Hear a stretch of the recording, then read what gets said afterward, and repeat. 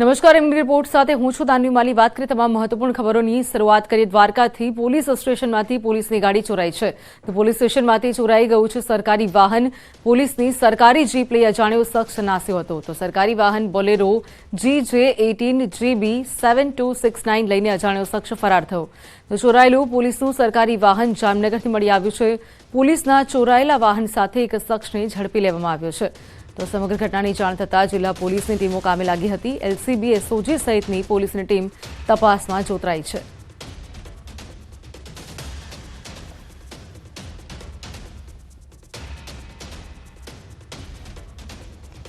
Dwarka police station ખાતે દ્વારકાની સરકારી બોલેરો જેના નંબર છે GJ18 GB 7269 નંબરવાળી ગાડી દ્વારકા પોલીસ સ્ટેશનના કમ્પાઉન્ડમાં ઊભેલી હતી। એ દરમિયાનમાં 8:30 સાડા 8ની વચ્ચે કોઈ સમ એને ચોરી કરી અને નાસી ગયેલો હતો।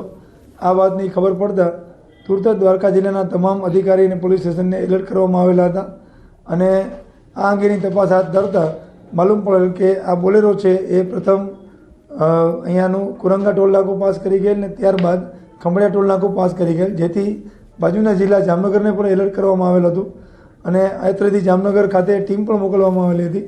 જે દરમિયાનમાં જામનગર LCB તથા દેવભૂમિ દ્વારકા જિલ્લાની SOG ટીમે બંને સંયુક્ત સર્ચ ઓપરેશન દરમિયાન અંબર ચોકડી પાસે આ બોલેરો ગાડીને ચોર સાથે પકડી પાડેલ છે। આ ગાડીમાં એક જ ઈસમ જે મળી આવેલ એનું નામ મોહિત અશોકભાઈ શર્મા છે, જે ગાંધીધામનો રહેવાસી છે અને હાલ હતી પ્રાથમિક વિગત મળેલ છે। આ અંગેની તપાસ ચાલુમાં છે। તો આ તરફ રાજ્યમાં કડકડતી ઠંડીમાં હજુ વધારો થશે। 3 દિવસ બાદ ઠંડીમાં હજુ પણ વધારો થશે। તો હવામાન વિભાગે કહ્યું છે તાપમાન 2 ડિગ્રી ઘટશે। હાલ રાજ્યમાં રહેશે વાદળછાયું વાતાવરણ। 3 દિવસ ગુજરાતમાં તાપમાન યથાવત રહેશે। ગુજરાતમાં વરસાદની કોઈ સંભાવના હાલ નથી સેવાઈ રહી।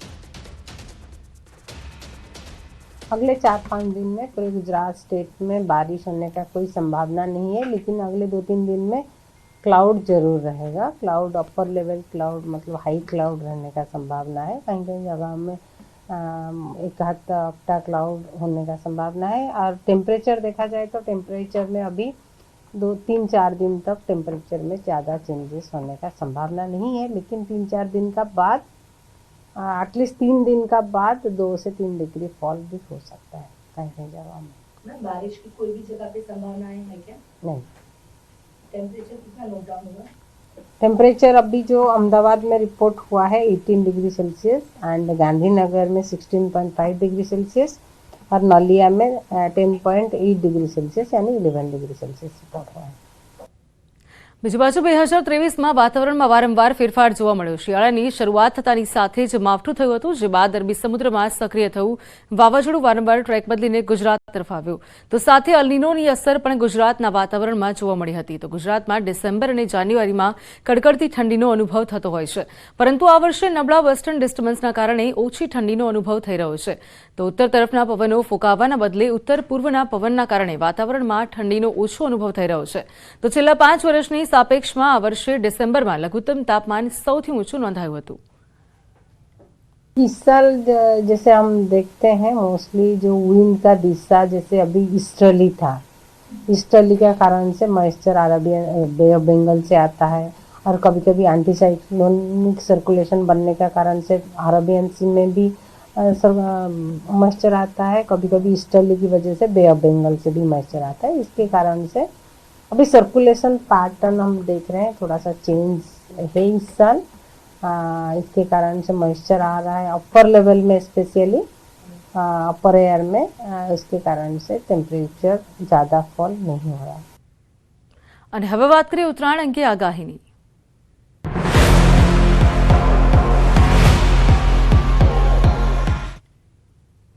તો પતંગ રસિયાઓ માટે સૌથી મહત્વના સમાચાર સામે આવ્યા છે। ઉત્તરાયણ પર કેવી રહેશે પવનની ગતિ? ઉત્તરાયણના દિવસોમાં કેવું રહેશે વાતાવરણ? હવામાન નિષ્ણાંત બલાલ પટેલની મોટી આગાહી સામે આવી છે। ઉત્તરાયણના પહેલા આવી શકે છે વાતાવરણમાં પલટો। 10-11 જાન્યુઆરીએ વેસ્ટર્ન ડિસ્ટર્બન્સ આવી શકે છે, તો ગુજરાતના વાતાવરણમાં આવી શકે છે પલટો। ઉત્તરાયણના દિવસે વાદળછાયું વાતાવરણ રહેશે। તો આ તરફ 16 અને 17 જાન્યુઆરીએ બીજું વેસ્ટર્ન ડિસ્ટર્બન્સ આવશે। તો ઉત્તરાયણ અને વાસ્તે ઉત્તરાયણમાં પણ વાદળછાયું વાતાવરણ રહેશે। કારણ 10-11 જે જાન્યુઆરી ત્યારે વેસ્ટર્ન ડિસ્ટર્બન્સ આવવાની શક્યતા રહે છે અને તેના કારણે ઉત્તરાયણ ઉપર પણ વાદળવાયુ રહેવાની શક્યતા રહે છે। વાદળા આવશે ઉત્તરાયણની આસપાસ પરંતુ પવન જે છે એ સમધાણ રહેવાની શક્યતા રહેશે અને ત્યાર પછી લગભગ બીજું વેસ્ટર્ન ડિસ્ટર્બન્સ 16-17 આસપાસ આવશે. એટલે વાસી ઉત્તરાયણના દિવસો અને તે પછી જે દિવસો આવશે એમાં પવનની ગતિ થોડીક વધુ રહેવાની શક્યતા રહેશે. તો આ તરફ ઉત્તરાયણના દિવસે કેવો રહેશે પવન, ઉત્તરાયણના દિવસે કયા સમયે કેવો પવન રહેશે, તો હવામાન નિષ્ણાત નવલાલ પટેલે અનુમાન કર્યું છે. ઉત્તરાયણના દિવસે પવન સમધારણ રહેશે. ઉત્તરાયણના દિવસે સવારે મધ્યમ પવન રહેશે. બપોરના સમયે પવનની ગતિ મંદ પડશે. ઉત્તરાયણના દિવસે બપોર બાદ પવનની ગતિ વધશે. તો ઉત્તરાયણના દિવસે રાત્રે પવનની ગતિ સમધારણ રહેશે. વાસે ઉત્તરાયણના દિવસો બાદ પવનની ગતિ વધશે.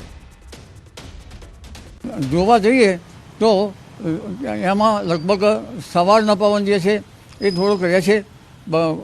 બપોરનો પવન છે થોડોક મંદ પડી જશે અને બપોર પછી પવનની ગતિ રહેવાની શક્યતા રહેશે.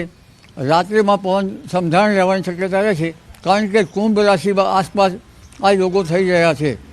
એટલે આ જે પવન જે છે એની ગતિ લગભગ સમધાણ રહેવાની શક્યતા રહેશે એકંદરે.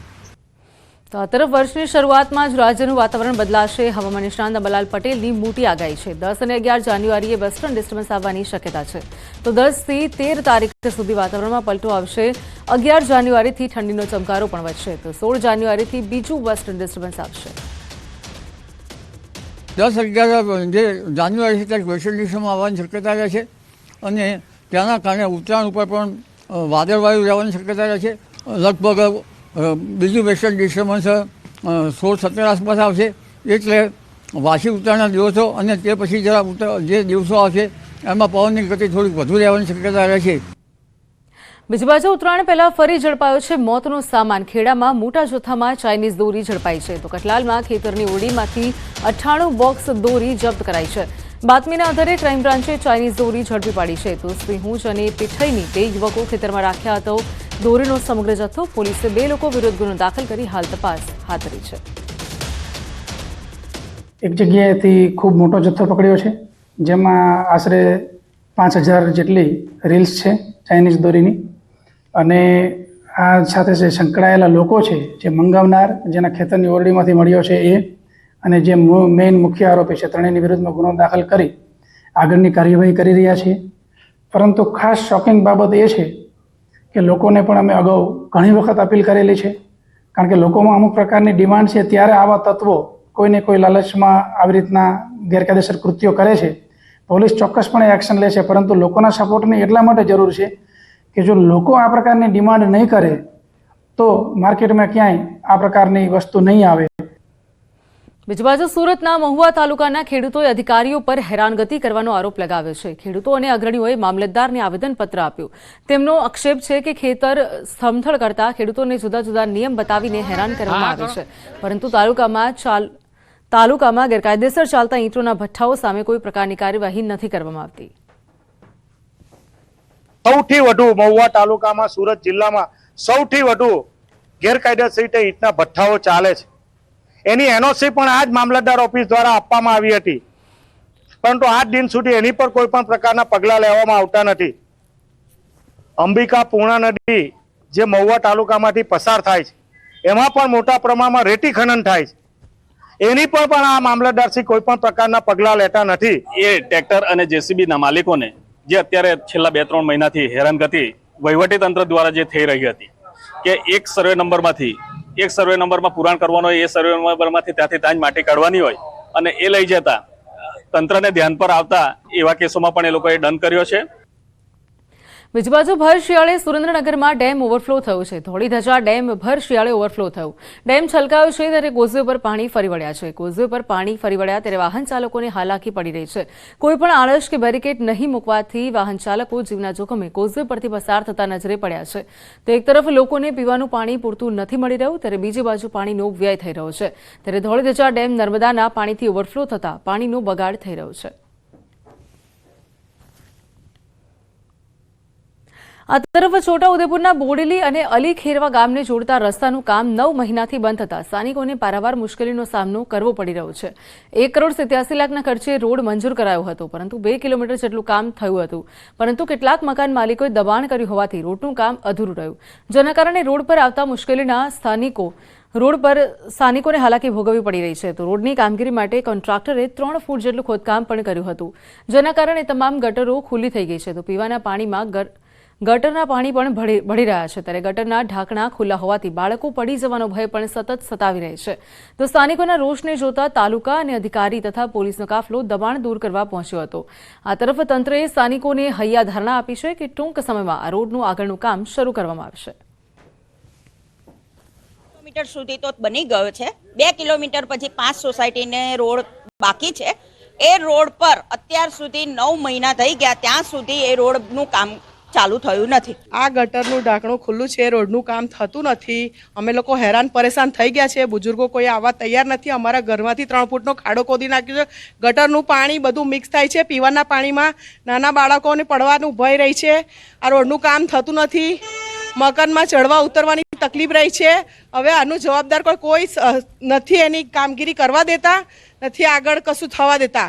રોડ તો લગભગ 10 મહિના પહેલાથી શરૂ થયો, પછી આ દબાણોને લીધે બંધ થયો છે. હવે મુશ્કેલી તો પડે છે, ગાડી લઈને જવું હોય તો મુશ્કેલી પડે છે. એનું વહેલી તકે નિરાકરણ આવવું જોઈએ. તો આ તરફ અલીખેરા ગામના સરપંચનું કહેવું છે કે કેટલાક વિઘ્ન સંતોષી લોકોને સરપંચ અને ગ્રામ પંચાયતની બોડીને બદનામ કરવા માટે રોડનું કામ અટકાવ્યું છે.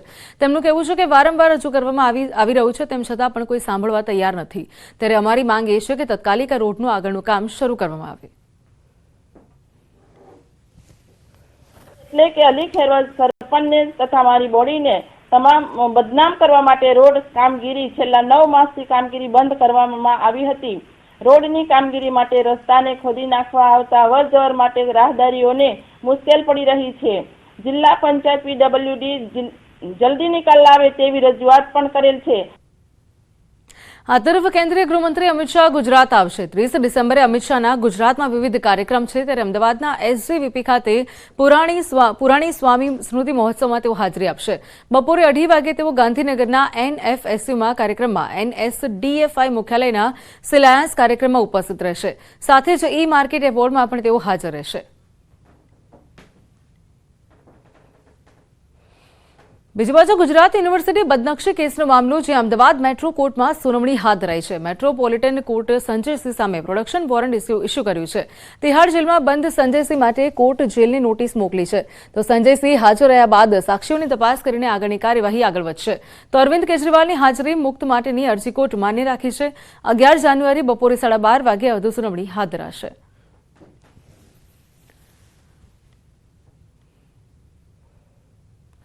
આ તરફ વાત કરીને સમાચારની, તો કોઈ પણ માણસનું મોત થાય તો પરિવાર અને ગામમાં દુઃખનો માહોલ હોય છે. ત્યારે ઈડરના ભવનગઢમાં રાજવી પ્રવીણસિંહ કુંપાવતના નિધન બાદ તેમના બેસણામાં અનોખા દ્રશ્યો જોવા મળ્યા. પ્રવીણસિંહના નિધન બાદ તેમના પરિવારે 5000 જરૂરિયાતમંદ લોકોને અયોધ્યા રામ મંદિર ખાતે દર્શન માટે લઈ જશે. તો સાથે જ તમામ જરૂરિયાતમંદોને 100 જેટલી ગાયોનું દાન કરશે. પરિવારે એવો નિર્ણય લીધો કે અયોધ્યામાં જ્યારે રામ મંદિરનું નિર્માણ થવા જઈ રહ્યું છે, ત્યારે 22 જાન્યુઆરી પછી મારા સમાજ અને ઇતર સમાજમાંથી લગભગ 65-70 વર્ષની ઉપરના જે વડીલો હશે, એ તમામને લગભગ 5000 પરિવારમાંથી સમયાંતરે માનો કે અયોધ્યા રામ મંદિર રામ ભગવાનના દર્શન માટે લઈ જવા મારા પરિવારના ખર્ચે એવો એક નિર્ણય લેવામાં આવ્યો છે. સાથે સાથે હિન્દુ સંસ્કૃતિમાં ગૌદાનનું એક મૂલ્ય હોય છે, તો લગભગ 101 પરિવાર જે નીડી હશે એમને ગાયોનું દાન આપવાનો એક નિર્ણય લેવામાં આવ્યો છે મારા પરિવાર દ્વારા. તો આ તરફ પ્રવીણસિંહ કુંભાવતનું 18 તારીખે મેલબર્નમાં મૃત્યુ થયું હતું, જે બાદ પરિવારે ભવનગઢ ખાતે વિશેષ બેસણાનું આયોજન કર્યું હતું. સાથે તેમને ફોટોગ્રાફીનો પણ શોખ હોવાથી બેસણામાં તેમના ફોટોનું કલેક્શન રજૂ કરવામાં આવ્યું હતું. આ દુઃખદ પ્રસંગ હતો, તે છતાં અમે ઉજવણીના સ્વરૂપે અમે ઉજવ્યો, જેથી મારી મમ્મીને દુઃખ ના થાય. એને એવું લાગે સારા સંભાળણા મૂકીને ગયા છે, એ યાદોમાં જીવે, નહીં કે દુઃખની યાદોમાં જીવે. અને ભગવાને એમને ખૂબ સુખદ મૃત્યુ આપ્યું, એમને કોઈ તકલીફ ના પડી, આટલું રૂડું રૂપાળું જીવન જીવી ગયા. એ જ અમારા માટે ઉપરવાળાની અસીમ કૃપા છે. તો સામાન્ય રીતે વર્ષોથી ચાલી આવતી પરંપરા બદલીને આ પરિવારે એક નવો ચીલો ચાતર્યો છે. ત્યારે આ પરિવારની પહેલને શહેરના તમામ અગ્રણીઓ, સમાજ અગ્રણીઓ તથા રાજકીય આગેવાનોએ આ કાર્યક્રમને આવકાર્યો છે. જીવન અને મૃત્યુ જેમ નિશ્ચિત છે, તેમ આજરોજ ભવનગઢ ખાતે મારા મિત્ર સત્યજીતસિંહ કુંપાવત, જેમને એમના પિતાજીને એક સાચા અર્થમાં શ્રદ્ધાંજલિ આપવાનો એક ઉમદા પ્રયાસ કર્યો છે. તો આ તરફ અન્ય સમાચાર સુરતથી રખડતા શ્વાનનો આતંક યથાવત છે. ભેસ્તાન વિસ્તારની ઘટના કે જ્યાં રમત રમતી બાળકી પર શ્વાને હુમલો કર્યો છે. ભેસ્તાન સ્થિત ગણેશનગરનો બનાવ કે જ્યાં ઘર બહાર જ 6 વર્ષની બાળકી રમી રહી હતી. તો અનુષ્કાને સારવાર માટે સિવિલ હોસ્પિટલ લાવ્યા છે. બાળકીને તાત્કાલિક સારવાર આપવામાં આવી રહી છે.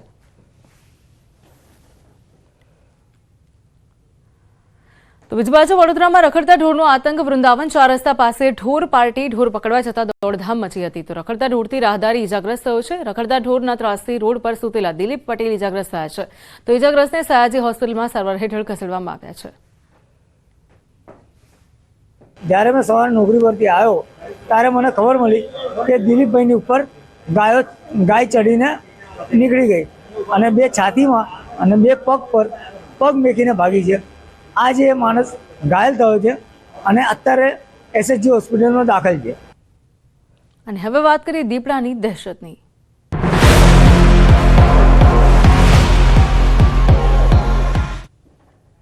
તો આ તરફ રાજકોટમાં વધુ એક જગ્યાએ દીપડો દેખાયાની ચર્ચા સામે આવી છે. રાજકોટમાં દીપડાની દહેશત દેખાઈ રહી છે. તો દીપડો હજુ પણ પકડથી દૂર છે. હવે રૈયાધારમાં દીપડો દેખાયો હોવાની ચર્ચા લોકોમાં થઈ રહી છે. તો રાજકોટ ફોરેસ્ટ વિભાગની 6 ટીમોએ સર્ચ ઓપરેશન હાથ ધર્યું છે. સૌરાષ્ટ્ર યુનિવર્સિટીમાં ફોરેસ્ટની એક ટીમે ચેકિંગ કર્યું છે. તો લોકોમાં ચર્ચા છે કે રૈયાધાર વિસ્તારમાં દીપડો દેખાયો છે. ફોરેસ્ટ વિભાગ હજુ સુધી દીપડા સુધી નથી પહોંચી, જ્યારે ફૂટપ્રિન્ટ પરથી દીપડો 3 થી 4 વર્ષનો હોવાનું અનુમાન સેવાઈ રહ્યું છે. આ તરફ રાજકોટના 6 જેટલા સ્થળોએ દીપડો દેખાયો હોવાની લોકોની ચર્ચા સામે આવી છે. તો વાઘુદળ, મુંજકા, કૃષ્ણનગર, રામનગર, કણકોટ અને સૌરાષ્ટ્ર યુનિવર્સિટીમાં દીપડો દેખાયાની ચર્ચા લોકોમાં થઈ રહી છે.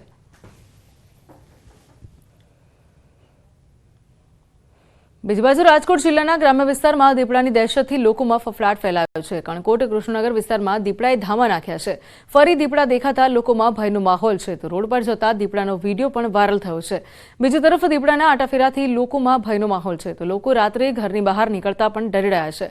સ્થાનિકોએ જલ્દી દીપડાને પકડી પાંજરે પૂરવાની માંગ કરી છે. સ્થાનિકોને માંગને પગલે વન વિભાગે પણ પાંજરું મૂક્યું છે. તો રાજકોટ વન વિભાગની ટીમ દ્વારા વાઘુદળ તેમજ મુંજકા, કણકોટ, કૃષ્ણનગર સહિતના વિસ્તારમાં તપાસ હાથ ધરી છે. રાજકોટના ગ્રામ્ય વિસ્તારોમાં દીપડાની દહેશત યથાવત છે. ગઈકાલે રાજકોટ નજીક આવેલા રામનગર વિસ્તારમાં જે છે દીપડો દેખાયો હોવાની વાત સામે આવી હતી. હાલ આપ જે દ્રશ્યો જોઈ રહ્યા છો, આ પુલ ઉપર ગઈકાલે દીપડો હોવાની વાત સામે આવી હતી. ત્યારે કહી શકાય કે જે છે વન વિભાગની ટીમ પણ અહીં પહોંચી હતી. તો બીજી તરફ અત્યારે જે છે શિયાળુ પાકની સિઝન પણ શરૂ થઈ ચૂકી છે. હાલ આપણી સાથે અહીંયા જે છે જેમને ગઈકાલે દીપડાને જોયો હતો, આપણે એ ભાઈ સાથે વાત કરીશું. શું કહેશો, ગઈકાલે તમે દીપડાને જોયો હતો? અહીંયા લગી આવ્યો હતો, આગળથી ફોન આવ્યો હતો મારામાં, એ કે તમારા ગેટ આગળ દીપડો છે એટલે તમે ધ્યાન રાખજો એમ, કે અંદર વહી જાઓ. પછી તમે ઘડીક અંદર વહી ગયા. પછી મેં ખોલ્યો એમ તો દરવાજો ખોલીને ચેક કર્યું, પણ અહીંથી ન દેખાણું. આગળ કદાચ એવું આમ રસ્તો એવો છે એટલે એમાં વહી ગયો એમ. ખાસ કેવી બીક લાગે? બીક તો લાગે જ ને, બીક તો બહુ લાગે ને. ચોક્કસથી હાલ ગામના માજી સરપંચ છે, આપણે એમની સાથે વાત કરીશું. તમારા ગામમાં જે છે દીપડાની ડણક જોવા મળી રહી છે, શું કહેશો? બીક બધાને બહુ કાલ રાતની બીક લાગે છે. કોઈ વાડી આવતા નથી. મજૂર જે વાડીઓમાં રહે છે એ મજૂરને બધાને સાવચેત કરી દીધા હતા અને બહાર નીકળવાની ના પાડી દીધી હતી. વન વિભાગની ટીમે આવી હતી, એ બધાએ આજુબાજુમાં જોયું પણ ક્યાંય કંઈ મળ્યું નહોતું. ચોક્કસથી હાલ આપણી અહીંયા સાથે ખેડૂતો પણ છે. ખાસ શિયાળુ પાકની અત્યારે વાવેતર ચાલુ થઈ ગયા છે. શિયાળુ પાકનું પિયત ચાલુ થઈ ગયા છે. વાડીમાં જતા ખેડૂતો કેવા ડરે? વાડીમાં જતા ફૂલ ડર લાગે ને. અત્યારે તો દીપડાની બીક જ એવી હોય. પાણી વાળું હોય તો નથી જવાતું, ને અમે ઢોરનો રખોડો રાખતા નથી જવાતું. પાણીને તો બીક લાગે જ વાડીએ જવામાં. અત્યારે ફૂલ ગામમાં બીક લાગે, પણ સીમમાં તો બીક લાગે જ ને. અત્યારે જે છે એક તરફ શિયાળુ પાકને પિયતનો સમય આવી રહ્યો છે, એ જ સમયે દીપડા જે છે એ દેખા દેતા ખેડૂતોમાં પણ ક્યાંક ને ક્યાંક ડરનો માહોલ જોવા મળી રહ્યો છે. હાર્દિક જોશી, ન્યૂઝ 18 ગુજરાતી, રાજકોટ. વાત કરીએ આગળ મહત્વપૂર્ણ સમાચાર. સુરેન્દ્રનગર લીંબડી રાજકોટ હાઈવે પર અકસ્માત થયો છે. મહિલા કાર ચાલકે લારી ધારકને અડફેટે લીધો છે. તો એક વ્યક્તિનું મોત થયું છે, 3 લોકોની ઈજા પહોંચી છે, ત્યારે કાર પલટીને ખાવડામાં ખાબકી છે. તો એક વ્યક્તિનું મોત, ત્યારે 3 લોકોની ઈજા પહોંચી છે. અકસ્માત થયો છે, કાર પલટી છે, જેમાં કાર પલટીને ખાડામાં ખાબકી હતી. તો સમગ્ર ઘટના સુરેન્દ્રનગરની છે. આ તરફ દ્વારકા ખંભાળિયામાં દબાણ હટાવવાની કામગીરી 3 દિવસથી ચાલી રહી છે. કામગીરી રાજશાહી સમયના ગેટ નજીક દબાણ દૂર કરાયા છે. ગેરકાયદેસર મકાનો અને દુકાનો તોડી પાડ્યા છે, ત્યારે પૌરાણિક ગેટની અપાશે હેરિટેજ લુક.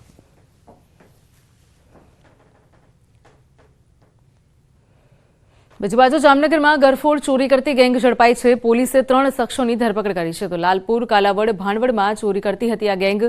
5 જેટલા ગુનાના ભેદ ઉકેલાયા છે. તો બંધ મકાનમાં ગરફોડને અંજામ આપતી હતી. આ તરફ સુરતમાં 17 જેટલી ઓટો રિક્ષા ચોરીને આરોપીને સુરત પોલીસે ઝડપી પાડ્યો છે. સુરત ક્રાઇમ બ્રાન્ચે રાજ્યના જુદા જુદા શહેરોમાંથી ઓટો રિક્ષાની ચોરી કરતા આરોપીઓની રાંદેરના કોઝવે રોડ પરથી ધરપકડ કરી છે. ત્યારે 5 ગુનાના ભેદ પણ ઉકેલ્યા છે. આરોપી ઓટો રિક્ષાની ચોરી કરીને તેમાં પેસેન્જરોને બેસાડી રોકડી કરી લેતો હતો અને ત્યારબાદ ઓટો રિક્ષાને અન્ય શહેરમાં લઈ જઈને બિનવારસી હાલતમાં મૂકી ફરાર થતો હતો. જે બાબતે સ્ક્વોડને ખાનગી રાહે બાતમી મળેલ કે અગાઉ રિક્ષા ચોરીમાં પકડાયેલો આરોપી મહેબૂબ ખાન, આદમ ખાન, હુસેન ખાન પઠાણ જે રાંદેરનો રહેવાસી છે, જેના વિરુદ્ધમાં અગાઉમાં 17 ગુનાઓ દાખલ થઈ 17 ગુનાનો આરોપી પકડાયેલ છે. તેની બાતમી રાહે માહિતી મળતા અમે મહેબૂબ ખાનને પકડી લાવતા પૂછપરછ કરતા સુરત શહેરના, અમદાવાદ અને વડોદરાના એમ મળી કુલ 5 ગુનાઓ ડિટેક્ટ થયેલ છે અને એ ગુનાઓ ડિટેક્ટ કરી આરોપીને અરેસ્ટ કરેલ છે અને આરોપી હાલ પોલીસ કસ્ટડીમાં છે. તો આ સાથે હાલ બુલેટિનમાં બસ આટલું. મને રજા આપશો. નમસ્કાર.